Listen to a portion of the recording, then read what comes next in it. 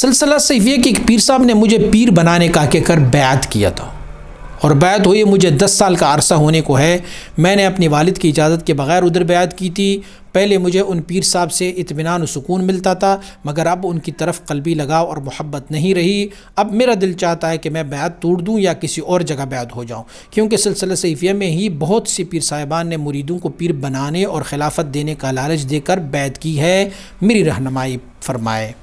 ایسا پیر جو بیعت اسی لیے کرے کہ میں آپ کو خلافت دوں، خلافت کی لالچ دے کر بیعت کرے، اس سے سیفی کہلانے کا کوئی حق ہی نہیں ہے، کیونکہ سلسلہ سیفیہ کا دار و مدار جو ہے وہ اللہ رب العزت کی وصل و قرب ہے، شریعت محمدی صلی اللہ علیہ وسلم پر لوگوں کو عمل پیرا کرانا ہے، نہ کہ ان کو پیر بنانا ہوتا ہے۔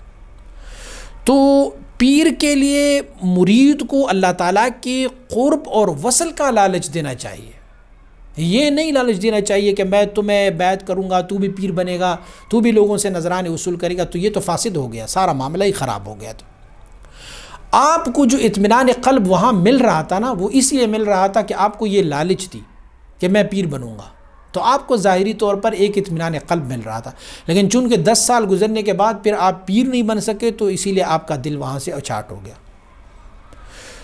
آپ بھی رضائے الہی کے لیے مرید نہیں ہوئے تھے، آپ بھی پیری کے لالچ میں مرید ہوئے تھے، اور تمہاری پیر نے جو تجھے مرید کیا تھا وہ بھی پیری کے لالچ دے کے مرید کیا تھا۔ نہ آپ کا کوئی تعلق سلسلے سے ہے، نہ تمہاری پیر کا یہ تعلق کوئی سلسلے سے ہے۔ ہاں، بظاہر طور پر اس نے اپنے آپ کو سیفی کہلایا ہوگا، لیکن سیفی اس کو نہیں کہتے کہ جو لوگوں کو اس تھرو پہ بیعت کریں کہ بھئی میں تمہیں خلافت دوں گا، تو بھی پیر بن جائے گا، اور تو بھی جا کے مسند پہ بیٹھے گا، لوگوں سے نذرانے وصول کرتے جائیں گے، نہیں، اس کو سیفی نہیں کہتے۔ تو جب آپ کا بھی نیت غلط تھا اور تمہاری پیر صاحب کا بھی نیت غلط تھا، تو دونوں کو فیض کہاں سے ملنا تھا؟ کوئی بھی فیض نہیں تھا۔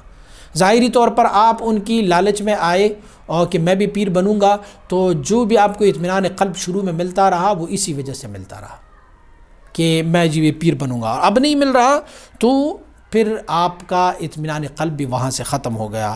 اس پیر اور ایسی مرید کو سیفی کہلانے کا کوئی حق نہیں ہے جو پیری مریدی کے لیے کسی کو خلافت کا لالچ دے کے اس کو مرید کرے۔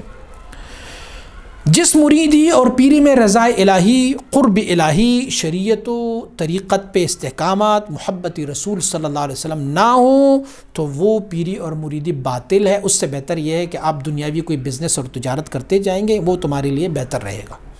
تو یہ پیری اور مریدی نہیں ہے۔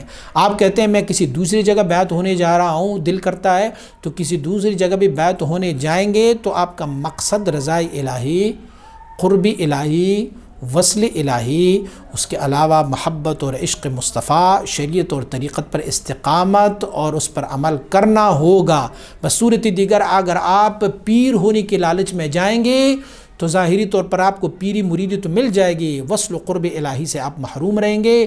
یہ سب کچھ جو ہے یہ ظاہر بینی ہوگی، یہ بھی رسمی پیری اور مریدی ہو جائے گا، نہ آپ کو کوئی فائدہ ہوگا، نہ آپ کو دینے والے کا کوئی فائدہ ہوگا۔